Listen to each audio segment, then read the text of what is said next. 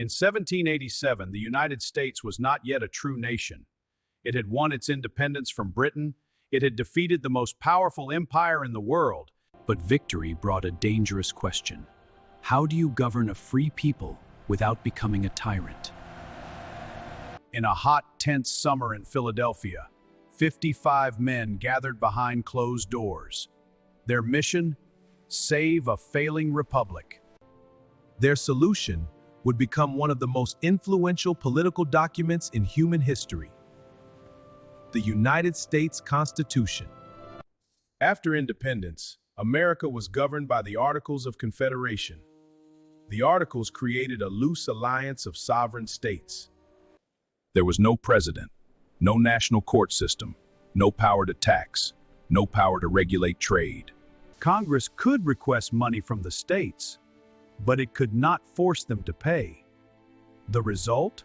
Economic chaos, debt, interstate trade disputes, and rising unrest. In 1786, Shays Rebellion erupted in Massachusetts. Armed farmers protested taxes and debt. The federal government could not effectively respond. For many leaders, the message was clear. The revolution had succeeded, but the government was failing. In May 1787, delegates gathered at Independence Hall. Among them, George Washington, James Madison, Alexander Hamilton, Benjamin Franklin. Originally, they intended to revise the Articles. Instead, they chose something far more radical. They would design an entirely new system of government. The windows were shut. Guards stood outside. Discussions were secret. They understood the stakes. Too much power would create tyranny. Too little power would invite collapse.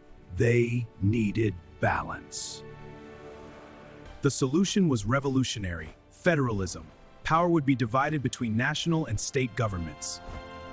The national government would handle defense, foreign policy, currency, and interstate trade.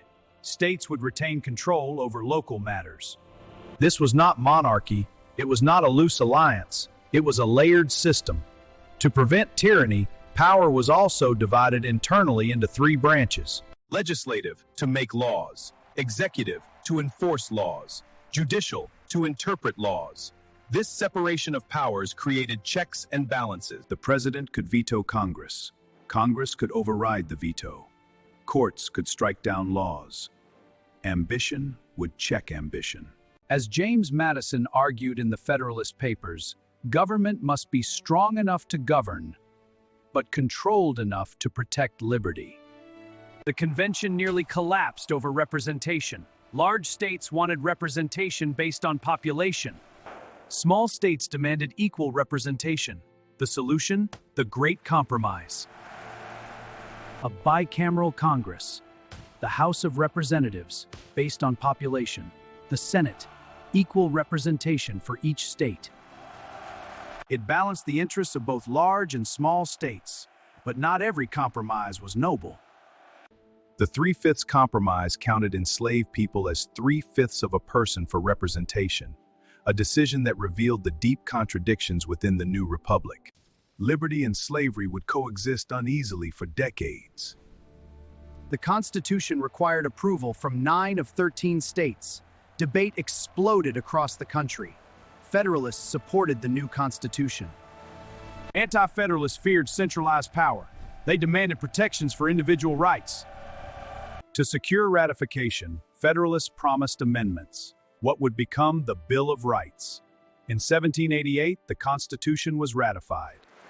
In 1789, George Washington was elected the first president under the new system. In 1791, the Bill of Rights was added, guaranteeing freedoms of speech, religion, press, and due process. The federal system was officially born. The Constitution did something unprecedented. It created a government based not on bloodlines or divine right, but on a written framework of law and shared sovereignty.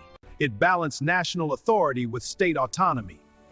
It divided power to prevent dictatorship. It allowed change through amendment.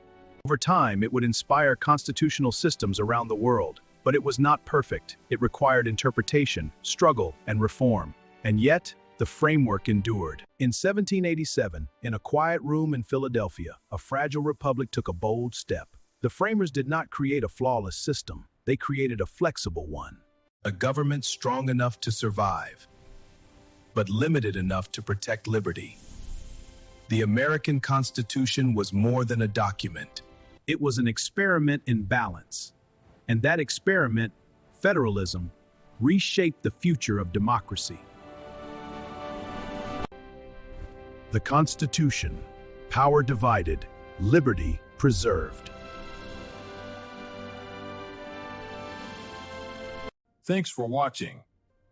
If you enjoyed this video, please like this video and subscribe to this channel for more videos like this.